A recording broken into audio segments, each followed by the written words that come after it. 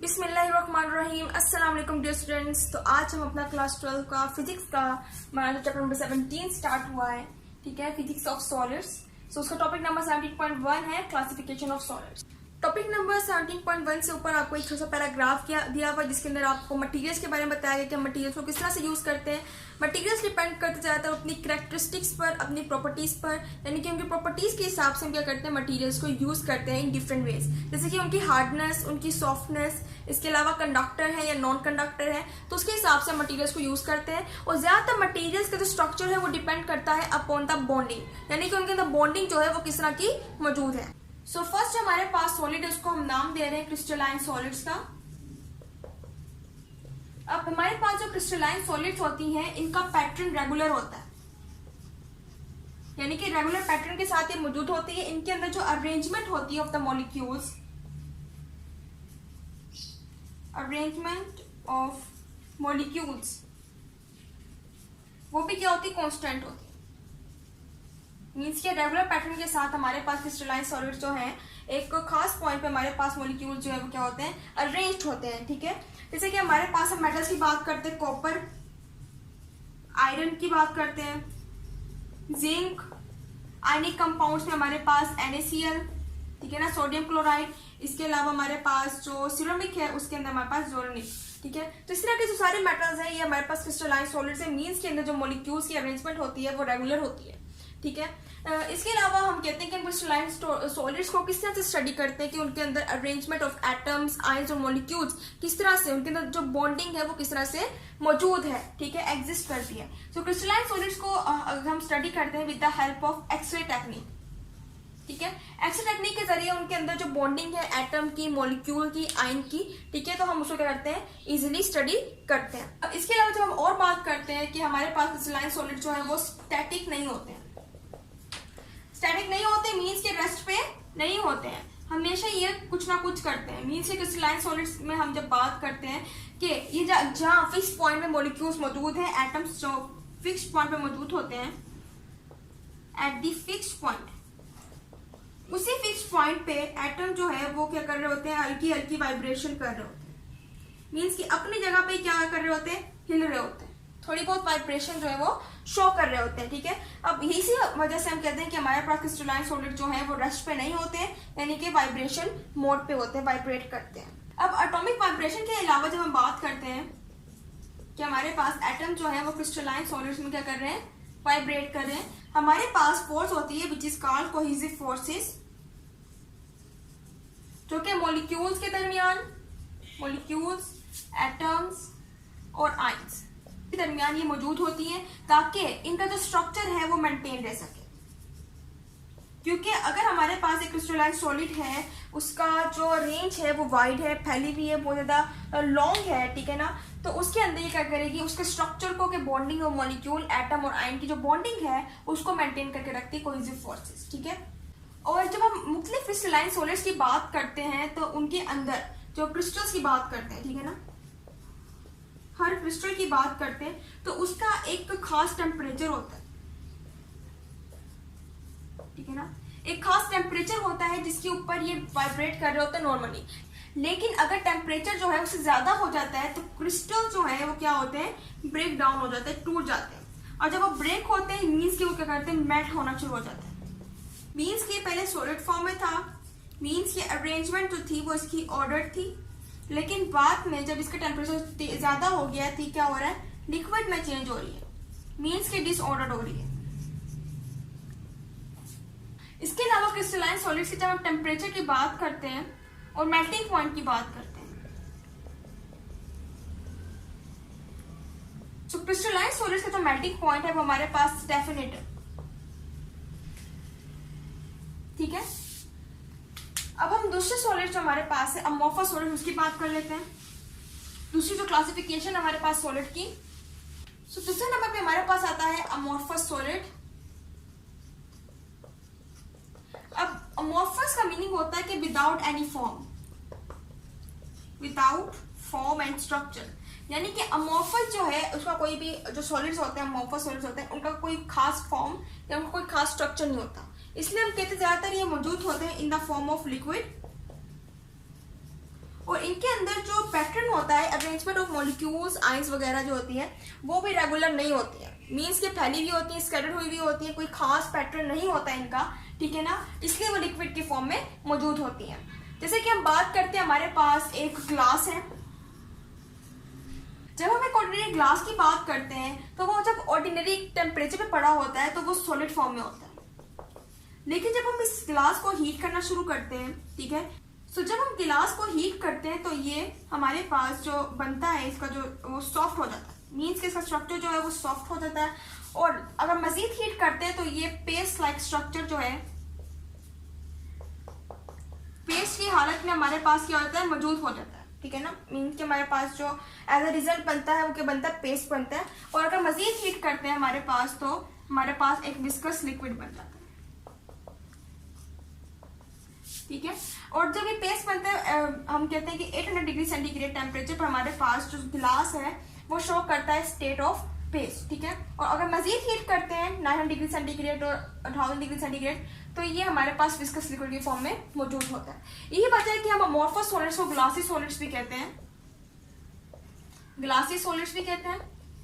और इनका जो मेल्टिंग पॉइंट है वो हमारे पास डेफिनेट नहीं होता।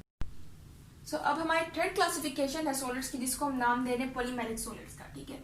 अब पॉलीमेरिक सॉलिड्स जो होती है हमारे पास, हम कहते हैं ये कभी कभार हमारे पास ज्यादा और कभी कभार कम क्रिस्टलाइन सॉलिड होता है, ठीक है। यानी कि इनके अंदर सॉलिडिटी जो है कभी कभार ज्यादा होती है और कभी कभार कम होती है। इसलिए हम कहते हैं कि इनके अंदर जो इंटरमीडिएशन कंडीशन होती है, मीन्स की जो स्टेट होती है या फिर कंडीशन की बात करते हैं, सो वो क्या होती है, मॉडरेट होती है, दरमियानी होती है, क्योंकि ना ही ये ऑर्डर्ड होते हैं, ठीक है, और ना ही ये डिसऑर्डर्ड होते हैं, ना इनकी जो स्ट्रक्चर या फॉर्म है वो प्रॉपरली ऑर्डर्ड हुआ हुआ होता है पैटर्न, और ना ही वो डिसऑर्डर्ड हुआ हुआ होता है। उसके दरमियान में हमारे पास जो कंडीशन आती, स्टेट आती, वो होती पॉलीमेरिक सॉलिड्स। सो हमारे पास पॉलीमेरिक सॉलिड जो है, हम कहते हैं कि बहुत से ये नेचुरली अकरिंग जो है वो सब्सटेंस बनाते हैं, ठीक है, लेकिन ये हमारे पास क्रिस्टलाइन सॉलिड्स नहीं होते। हम कहते हैं ये हमारे पास, इनको हम क्लासिफाई करते हैं, हम इनको क्लासिफाई करते हैं एज अ पार्शियली और पुअरली क्रिस्टलाइन सॉलिड्स। इसके अलावा हमारे पास बहुत सारे जो नेचुरली अकरिंग मटेरियल्स होते हैं जो कि नेचर में एग्जिस्ट करते हैं, ठीक है ना, नेचुरली। इसके अलावा कुछ सिंथेटिक मटेरियल्स होते हैं।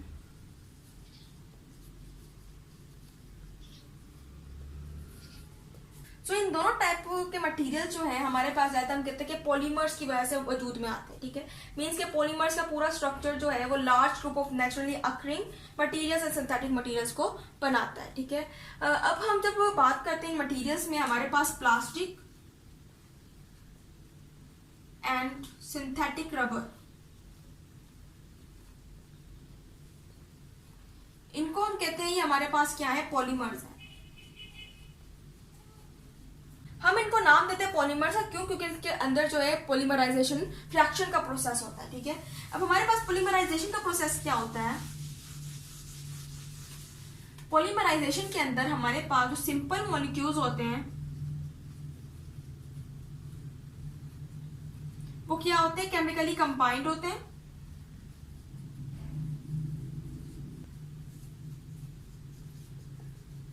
ठीक है, केमिकली कंबाइंड होती है, इनके अंदर कॉम्बिनेशन होती है।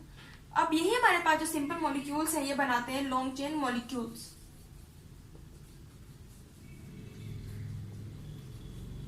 अब ये मॉलिक्यूल जो है हमारे पास, इनका हमारे पास जो स्ट्रक्चर होता है वो होता है 3 डायमेंशनल स्ट्रक्चर,